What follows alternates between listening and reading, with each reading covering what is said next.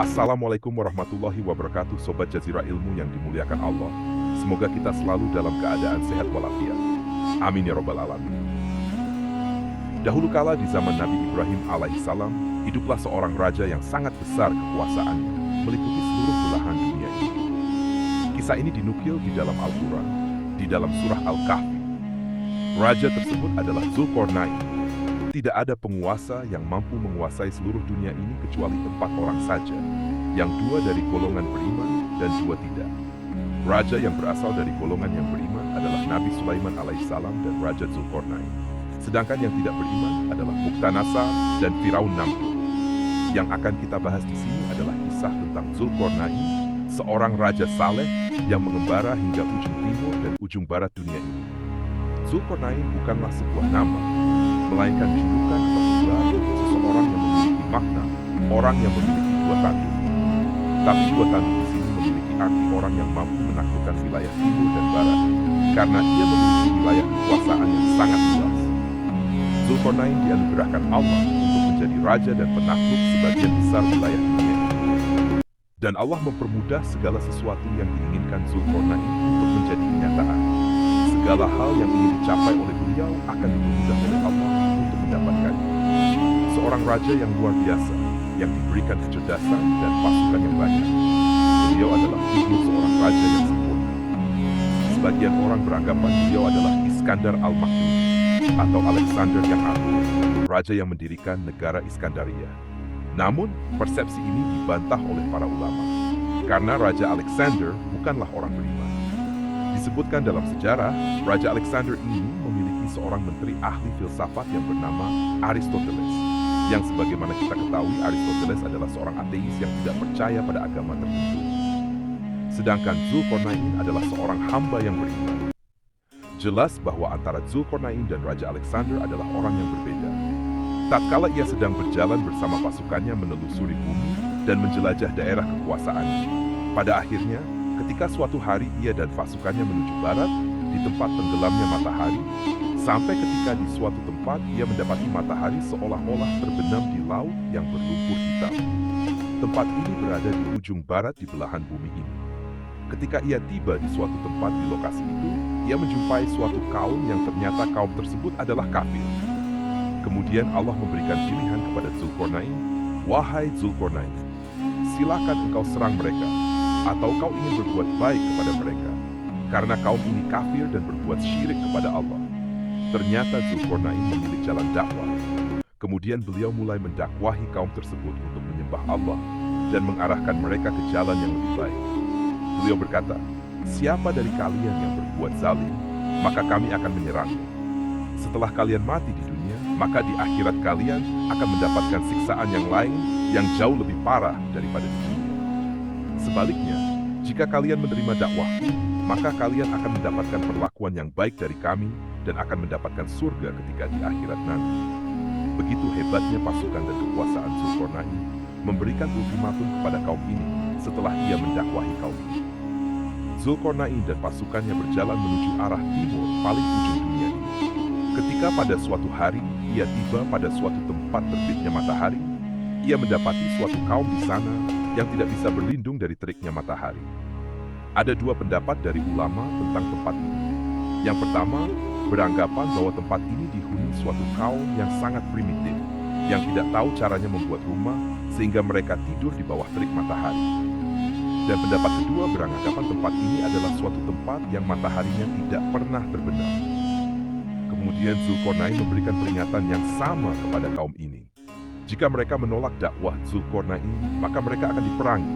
Begitu juga sebaliknya, karena mereka ini berada di bawah kekuasaan dari Zulkarnain. Perlu kalian ketahui bahwa wilayah kekuasaan beliau sangat luas, meliputi sebagian besar dari wilayah dunia ini. Setelah berdakwah pada kaum tersebut, beliau melanjutkan lagi perjalanannya, yang bila mana sebelumnya mereka ke ujung timur dan ujung barat, sekarang beliau menuju arah vertikal dunia ini. Tidak diketahui ke arah mana, apakah itu utara atau selatan. Yang diceritakan adalah beliau dan pasukannya menuju suatu tempat, yang tempat itu memiliki 2 gunung yang besar dan tinggi. Didapatinya di lokasi tersebut suatu kaum yang memiliki kosakata bahasa yang sangat asing dengan bahasa-bahasa yang Zulkarnain pernah ketahui. sehingga hampir-hampir bahasa mereka tidak bisa dimengerti oleh Zulkarnain dan pasukannya.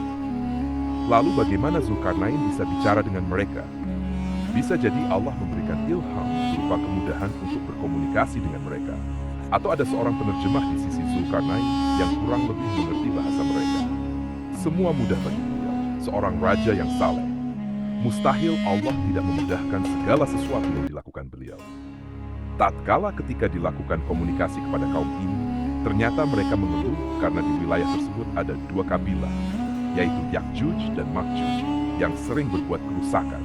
Dan mereka memohon kepada sang raja untuk dibuatkan dinding pemisah antara kaum ini dan kabilah Yakjuj dan Makjuj. Sebagai imbalan, mereka akan memberikan upah kepada sang raja. Tentu saja ini adalah pekerjaan yang sangat berat. Secara logika, bagaimana membuat sebuah tembok yang bisa terhubung antara gunung satu dan gunung lain? Kalaupun proyek ini dilakukan pada zaman sekarang, itu akan terasa sangat sulit, walaupun di zaman kita ini sudah bisa didukung dengan peralatan yang canggih dan modern. Bagaimana jika proyek bangunan tembok ini dilakukan pada zaman dulu? Ya, yang kita sudah tahu bahwa ketika di zaman itu, peralatan tidak secanggih sekarang. Di manakah tempat ini? Walau alam bisawab. Untuk lokasi tempat ini ada dua kemungkinan.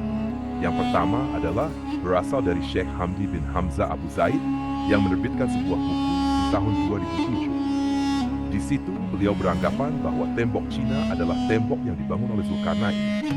Kalau menurut penelitian Syekh Hamdi, beliau menyimpulkan kabilah Yakjuj dan Makjuj adalah bangsa Mongol dari utara yang merusak dan menghancurkan negeri-negeri yang mereka taklukkan. Kemudian ada juga yang berasumsi bahwa tembok itu berada di lokasi antara Azerbaijan dan Armenia.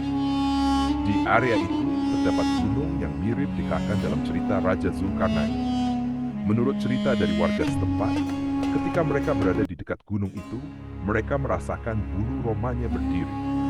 Luar biasa, suatu kondisi badan yang mengalami si merinding tak jelas asalnya dari mana. Jadi, tak ada seorang warga pun yang berani menjelajah wilayah tersebut.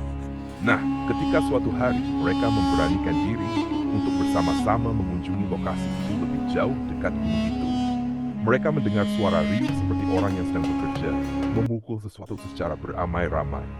Dan ada cerita juga dari warga sekitar. Mereka melihat manusia yang berdiri di atas gunung, kemudian terhempas angin yang kencang, sehingga mereka jatuh lagi ke dalam gunung itu.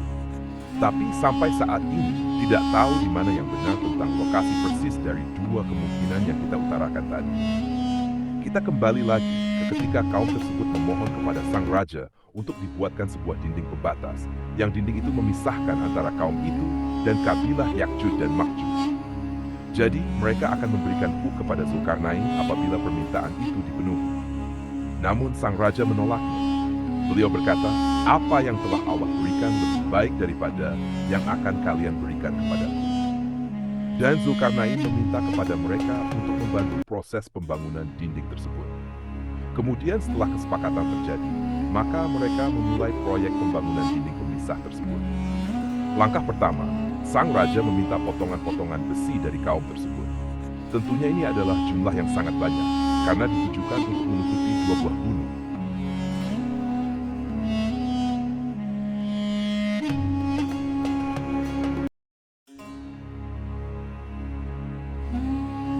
Lalu beliau memerintahkan untuk menyusun potongan-potongan besi tersebut sehingga menutupi dua gunung itu. Setelah potongan besi itu rata di antara dua buah gunung, maka panaskanlah tumpukan besi itu dengan api. Dan ketika besi itu sudah panas sehingga muncul nyala api, karena saking panasnya besi tersebut, lalu tuangkanlah cairan tembaga di atasnya. Maksudnya di sini adalah mereka menuangkan tembaga cair yang sudah dipanaskan dari atas gunung, sehingga seluruh lapisan besi yang telah dipanaskan tadi tertutupi. Nah, sekarang pertanyaannya adalah, bagaimana bisa orang di zaman dahulu melakukan itu semua? Kalau dipikir secara logika, api sebesar apa yang bisa memanaskan tumpukan besi setinggi gunung? Dan bagaimana caranya menuangkan tembaga panas dari atas gunung? Perlu kita ketahui bahwa untuk menutupi gunung diperlukan tembaga dalam jumlah yang banyak. Dan bagaimana cara mereka membawa cairan tersebut ke atas gunung? Sungguh di luar nalar pikiran manusia, tapi inilah kenyataan yang terjadi pada waktu itu. Bisa kita simpulkan bahwa Zulkarnain memiliki kecerdasan di atas rata-rata manusia pada umumnya, karena sudah memiliki teknologi secanggih itu pada zamannya. Bahwasanya jika besi dicampur dengan tembaga akan menjadi material baru yang sangat kuat. Diceritakan di sini bahwa Zulkarnain mencampurkan dua logam yang berbeda sehingga menghasilkan logam yang baru. Sungguh sebuah dinding yang sangat kuat dan luar biasa yang telah mereka bangun. Tapi luar biasanya, Zulkarnain tidak membanggakan dirinya sendiri ketika telah menyelesaikan proyek tersebut. Dia tidak ujub sama sekali. Dia bilang, ini rahmat dari Rabbku. Kemudian dia berkata lagi, jika pada suatu hari atas izin Rabbku, dinding ini akan luluh. Maksudnya adalah, dinding ini tak akan bertahan selama-lamanya. Suatu hari jika Rabbku mengizinkan, dinding ini akan runtuh dan jebol. Di dalam sana, Yakjuj dan Makjuj setiap harinya berusaha melubangi dinding itu agar bisa keluar. Setiap hari mereka berupaya untuk membongkar dinding yang dibangun Zulkarnain tersebut. Jadi sampai hari ini, di dalam sana mereka beranak pinak sehingga memiliki keturunan yang sangat banyak jumlahnya.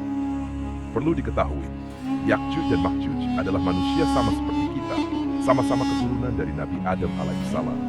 Hanya saja mereka memiliki keterbatasan yang tidak sama dengan manusia pada masa itu dan masa sekarang.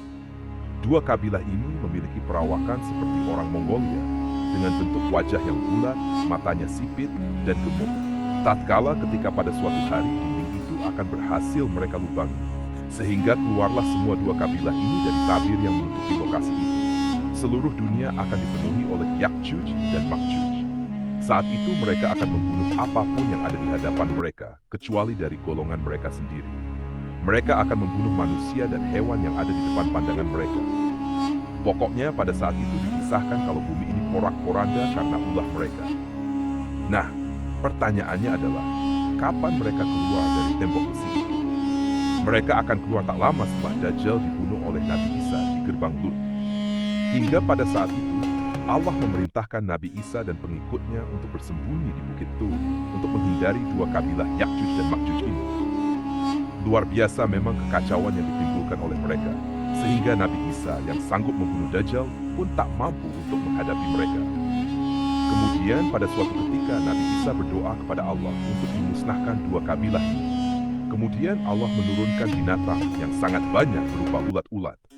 Ini akan menggerogoti leher dan badan Yakjuj dan Makjuj sehingga mereka semua mati tak tersisa satupun di dunia ini. Mendengar kabar bahwa Yakjuj dan Makjuj mati, maka Nabi Isa dan pengikutnya keluar dari tempat persembunyiannya. Tapi seluruh daratan sejauh mata memandang berisikan bangkai dari dua kabilah itu, menimbulkan bau busuk yang sangat menyengat. Lalu kemudian Nabi Isa berdoa kepada Allah untuk membersihkan bumi ini dari bangkai Yakjuj dan Makjuj. Setelah itu, datang burung-burung yang jumlahnya sangat banyak yang tidak diketahui dari arah mana asalnya.